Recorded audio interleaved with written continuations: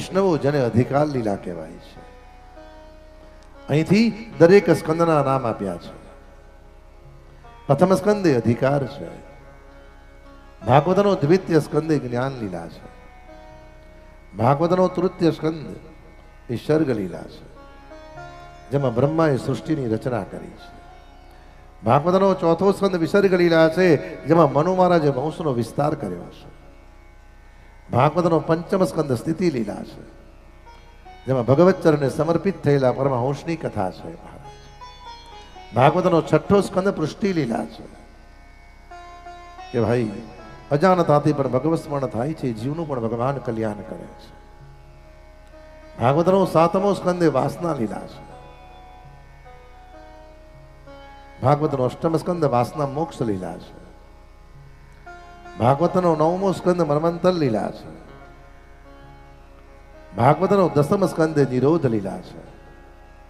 ભાગવતજીનો એકાદશ સ્કંદ એ ઠાકોરજીનું મસ્તક છે અને દ્વાદશ સ્કંદ વૈષ્ણવ એ ભગવત ચરણનો આશ્રય છે. અને કયું છે?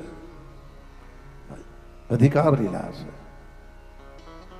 એટલું જ નહીં, શ્રીમદ ભાગવતમાં 3 પ્રકારના વક્તા છે અને 3 પ્રકારના શ્રોતા છે. સુખદેવજી ઉત્તમ વક્તા છે, પરીક્ષિત ઉત્તમ શ્રોતા છે. ભગવાન વ્યાસજી મધ્યમ વક્તા છે અને મહાત્મા વિદુર મધ્યમ શ્રોતા છે. શુદ્ધજી હીન વક્તા છે અને સૌનકાદિ મહાપુરુષો હીન શ્રોતા છે. ઉત્તમ કોણ?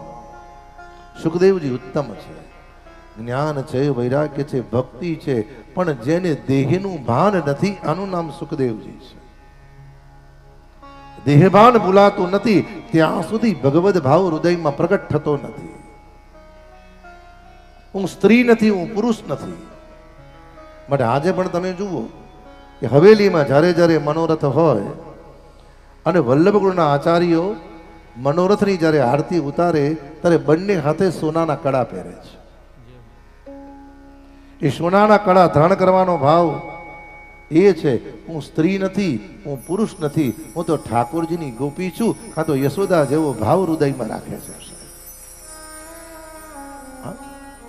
અને ભગવદ સેવામાં સમર્પિત થઈ જ્યારે જ્યારે ભગવત સેવા કરો, હૃદયમાં યશોદાને ગોપી જેવો ભાવ વસે તો ઠાકોરજી તમારી સેવાનો સ્વીકાર કરશે. સુખદેવજી ઉભા છે. સુખદેવજી ઉત્તમ એના માટે છે. એકવાર ભગવાન સુખદેવજી ગંગાના કિનારા તપ હાલ્યા. એ જ ગંગામાં ઇન્દ્રની અનેક અપ્સરાઓ દિગંબર અવસ્થામાં સ્નાન કરતી હતી.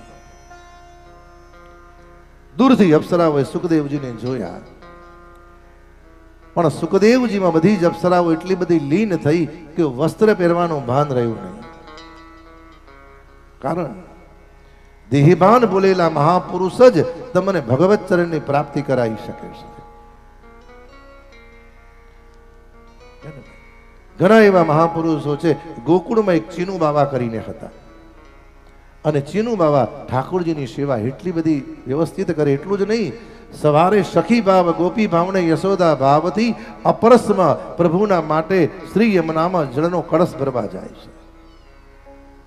જ્યાં સુધી સેવા સમેટાય નહીં ને સેવા આટોપાય નહીં ત્યાં સુધી અન્યને દર્શન તો નહીં પણ મુખ અને કોઈને જુએ પણ નહીં. ચીનુ બાબા આ રીતના ઠાકોરજીની સેવા કરતા હતા.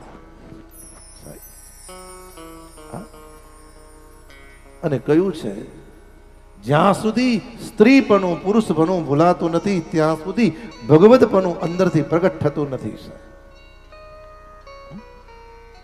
અપ્સરાએ વસ્ત્ર પરિધાન કર્યા નથી, દિગંબર અવસ્થામાં પગે લાગી. પણ એટલી જ વારમાં ખબર પડી કે સુખદેવજીની પાછળ ભગવાન વ્યાસજી આવે છે.